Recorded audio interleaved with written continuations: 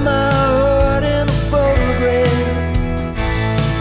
You trap my heart in a photograph. You trap my heart in a photograph. You trap my heart in a photograph. Yeah, so how much of a difference is there really? Let's go.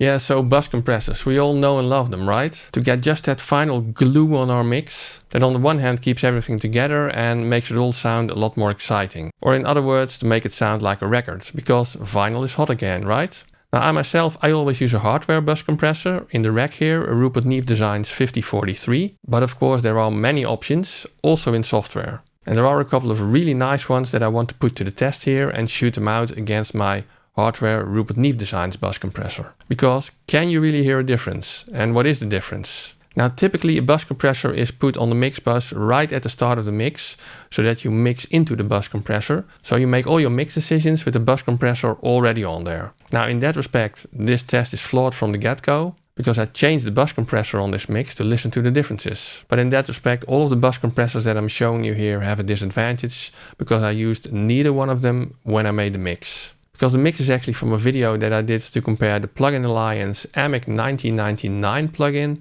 against the stock Cubase plugins. So as the mix bus compressor on that mix, I used the compressor from the AMIC 1999 plugin. And I will link that video at the end in case you want to have a listen to the differences in the mix. Now the tracks that I'm using are from a Pro Mix Academy course called Mixing Modern Rock with Mark Daniel Nelson. And the artist is Brendan Barty, and I will link both of those in the description below. So let's have a look at the compressors that I'm using in this comparison and how I've set them up. And remember to hang on until the end of the video because towards the end I'm doing a level match comparison.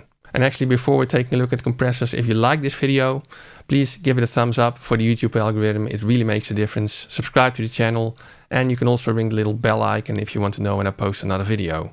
I also have lots of affiliate links in the description to these stores, and if you want to support the channel even more, you can buy something at these stores after clicking one of those links and I will get a small commission without any extra cost to you. But let's now really have a look at the compressors. So this is my mix bus, and originally I had this plugin on there for compression and equalizer duties. I had a 2:1 compression ratio, pretty fast release, relatively slow attack. And there was also an equalizer on there, boosting a bit in the 10K band and boosting a bit around the 50 Hz area. And that's something I typically do on the mix, usually again with hardware. And I replaced the equalizer by the Neve Soma plugin from Plugin Alliance, also doing a bit of a boost around the 50 Hz area and doing a boost around the 10K area. And then as inserts, I have 4 different bus compressors. First one is an external effect that I normally have for my bus compressor as well as my equalizer, but the equalizer is not patched in now. So I just have my Rupert Neve Designs 5043 bus compressor on there. 2:1 compression ratio, set to the slowest attack that it has. I think it says 75 milliseconds. Set to the quickest release, 100 milliseconds. And the compressor is used in feedback mode, which is a more vintage setting where the sidechain is taken from the output of the compressor instead of the front of the compressor. And that provides this sound.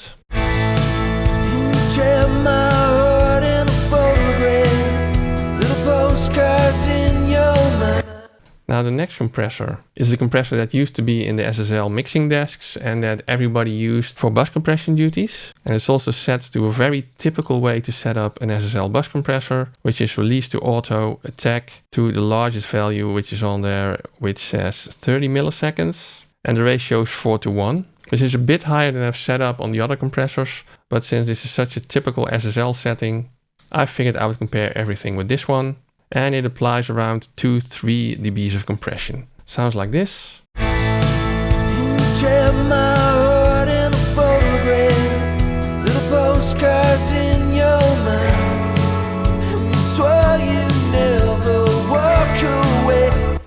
Next up is the Elysia Alpha compressor.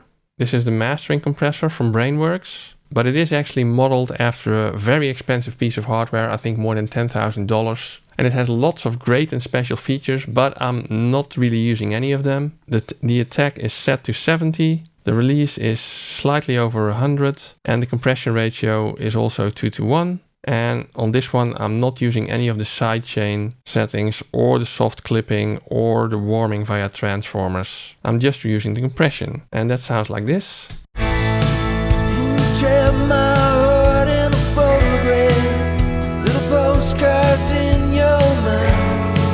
And you swore you'd never walk away from your left. And finally, I have the most recent release, which is the Lindell SBC from Plugin Alliance.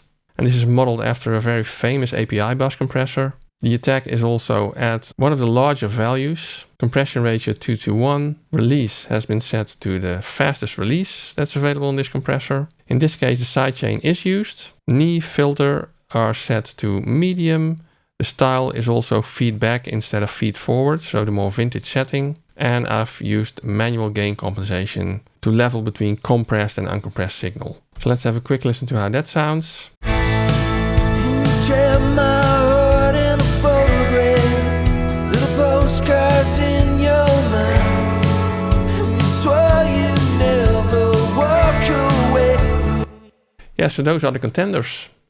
Now, in the examples that you just heard, there were probably some level differences between the various compressors, which may have skewed your opinion. So next up, I've exported all of these mixes with the various bus compressors on there, and I then level matched them so that it's more easy to compare. And when you hear a difference, it's really the compressor and not the difference in loudness. And I have provided the level match exports with the download link below, so you can have a more detailed listen in your own DAW. But let's now listen to these level match tracks, and I'll switch between the compressor so you can see if you hear a difference or not.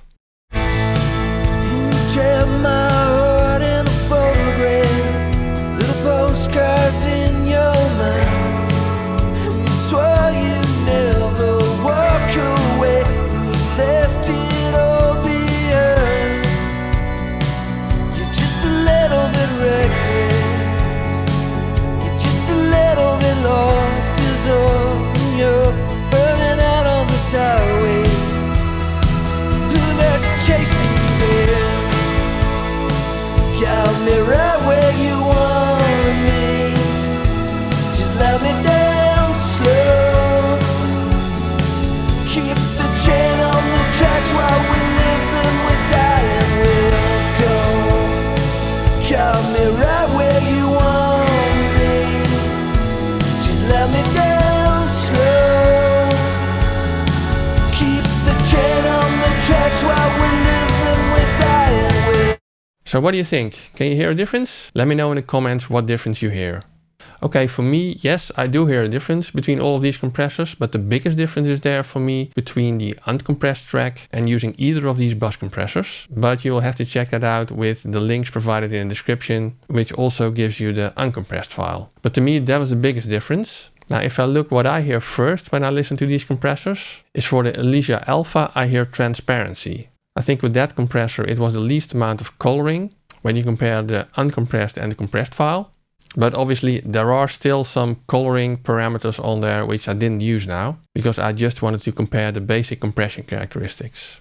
Now for the SSL Native compressor, the first thing that comes to my mind is weight. It adds weight to the track. You can really hear that low-level information coming up, which makes it sound just more full. It also had a slightly higher compression ratio, of course, but the amount of compression, the decibels, were similar to the other compressors. Now the Lindell SBC, the first thing that comes to my mind for that compressor is punch. I think that one provided the punchiest sound of all of them. So if you want a really slamming and hard-hitting mix, that one may be a good one to choose. Now as for the hardware, the Rupert Neve Designs 5043, for me that had both punch and weight in exactly the right combination, the way I like it. So I'm still very happy to use that piece of hardware as bus compressor on most of my mixes. But really either of the other ones I could also use just in case the hardware breaks down at some point, for example. Again, let me know your opinion in the comments. And if you like these kinds of videos in which I compare plugins on a mix, then you might also like this video in which I compare the AMEC 1999 plugin on all channels of a mix against using the stock Cubase plugins. Have a look, have a listen, enjoy, and see you soon.